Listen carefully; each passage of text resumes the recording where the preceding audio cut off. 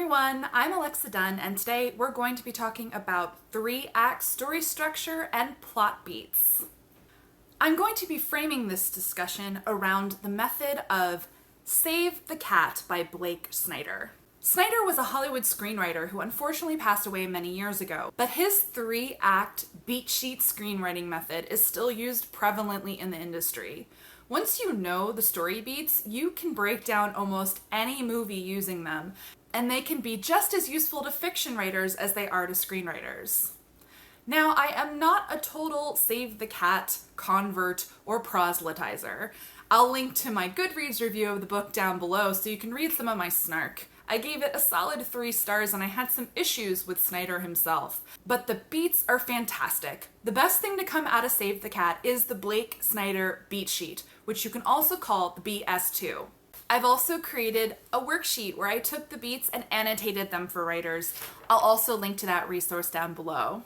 As you know, I am not an outliner or a plotter. I pants. But I've internalized the story beats that are essential to 3-act structure, and I think that's what helps me keep my plots on track as I write.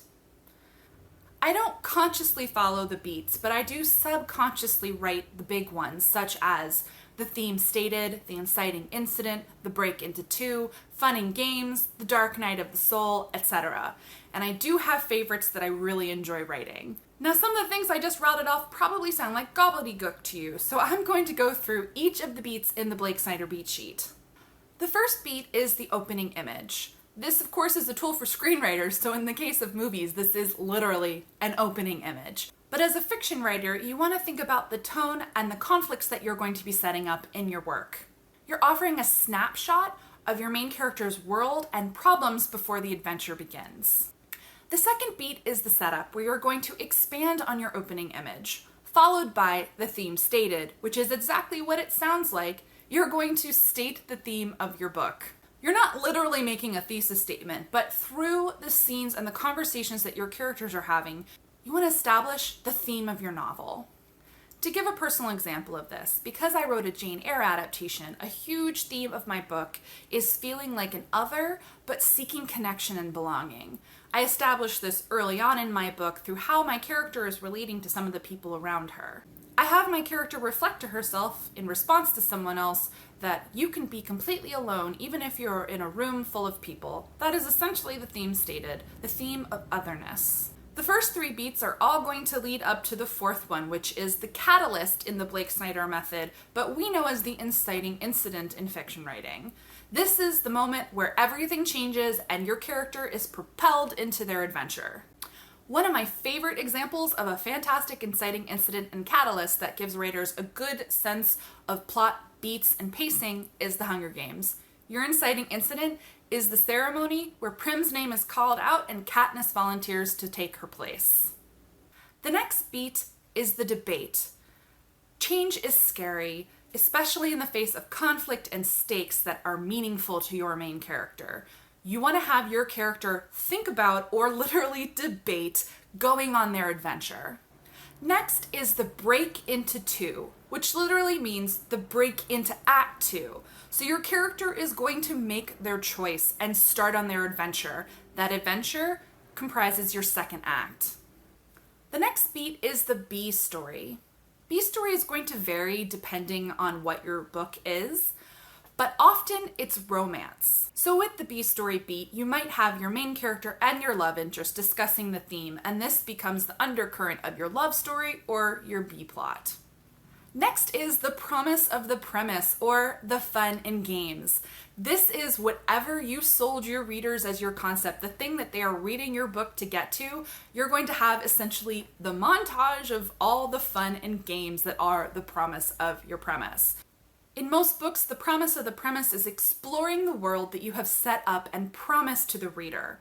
So take The Hunger Games, for example. This is Katniss and Peeta arriving in the capital, meeting their stylists, getting makeovers, training, and then heading into the start of the Hunger Games. This is all going to build to your midpoint, which is the next beat. Your main character is either going to get everything they want and things are fantastic, or they're not and everything is awful.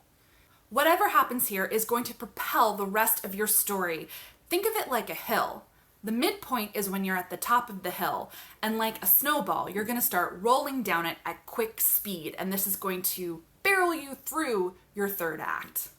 The next beat is the bad guys close in. Sometimes literally, the bad guys will close in, but this can also be doubt, jealousy. You're building off of your main character's goal and what is standing in the way of that goal. At this point, their great or awful situation is going to disintegrate. I'd say in the Hunger Games, this is the moment where Katniss is in the tree and she realizes that Peeta has allied himself with the District 1 and 2 tributes. This brings us to the all is lost moment. Again, it's exactly what it sounds like. Your character has to have a moment where all is lost. This comes after your midpoint and brings you into the dark night of the soul, which I think is my favorite plot beat. At this moment, your character is at their lowest. They're going to wallow in the hopelessness of the situation and reflect on everything that has come before. I think the dark night of the soul is essential for a good character arc, and many books where character arcs don't feel satisfying are missing this moment. Next is the break into 3. Your character is going to have fresh inspiration, or something is going to happen where they make a choice to take them into the final act of the book. Then you have your finale. Everything is solved. You're usually going to restate your theme, and your character is going to learn something, and you'll have a nugget of truth in there. Your A plot and your B plot will resolve in the finale. Last is the final image, and again, this is a beat sheet that was written for screenplays, which mostly impacts film. But typically, it's good to return to a mirror image or a complementary image of the way that you started your novel. This brings the readers full circle and offers closure. Your character ends up in the same or similar place, but they have changed. I'll say that I do think that there's a beat missing towards the end, at least when it comes to writing novels. I like to call this the calm after the storm. Typically, this happens after your finale, and it's an opportunity for your character to reflect on everything that has happened before the final image. I find often that books that have unsatisfying endings don't have this key denouement after everything has happened. Again, the calm after the storm. And if you work this moment into your book, overall, you'll give your readers an opportunity to breathe and reflect and offer a far more satisfying ending. This is a broad overview of the beats. I don't think they're perfect. I don't think they all work for fiction. And I don't think you have to tell them in perfect exact order as I just read them out to you. However, I do think the beats on this beat sheet reflect good storytelling, including these key moments in a general sequence. You're going to have a satisfying plot and character arc. It's rising and falling action, essentially. Now you may be wondering, why is the book called Save the Cat? This isn't formally a beat, but it is one of my favorite moments that I'll often say when I'm giving people editorial notes. The Save the Cat moment might literally be when your hero saves the cat, or does something similarly heroic, or shows vulnerability. It's the moment where you show what stuff your character is made of, that they are human, so that the reader finds them likable, or at least relatable. It's a moment where you give the reader a reason to root for your main character. Without this moment, you might suffer from severe unlikable main character syndrome or have readers lose interest in following their journey. Again, I'm going to bring up The Hunger Games. The Hunger Games does this incredibly well, and the Save the Cat moment, or person in The Hunger Games, is Prim and Katniss's relationship with her. Katniss is a kind of harsh character, though I like her for all of her roughness, but by showing how much she loves and cares about her sister, it makes you care about Katniss too and the journey that she is taking. With all of this said, I'm going to offer a slight disclaimer. Again, I don't outline or heavily plot my books, and I am not a screenwriting or beat expert. But I hope that offering these beats has given you some insight into some storytelling techniques, and maybe one of them has stuck with you, or given you an aha moment about what you're missing in your book. I hope you've enjoyed learning about these story beats, and I do actually recommend that you read Save the Cat if you're interested. Despite my 3-star review, I found it an illuminating read. I had to critically engage with Snyder's theories on screenwriting and specific movies, and really think about each of the beats and how they contributed to story and character. I think this has really helped me in my pantsing because I do have all of these beats sitting at the back of my head as I'm writing. It can also help outliners. You can fill out your beat sheet before you start writing. It's an alternate method for outlining your book that might help you. Or if you're stuck and you don't know what's wrong with your book, look at the beats and think about the ones that you're missing or that maybe are coming in the wrong order.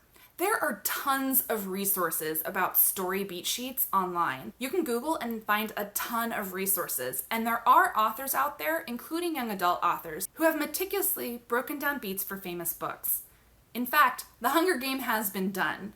It's entirely possible I've misidentified some of the beats, but The Hunger Games is one of my favorite examples for breaking down story structure and beats because Suzanne Collins did an amazing job at constructing an exciting plot arc and character arcs that made the book compulsively readable and really sticky in our memories.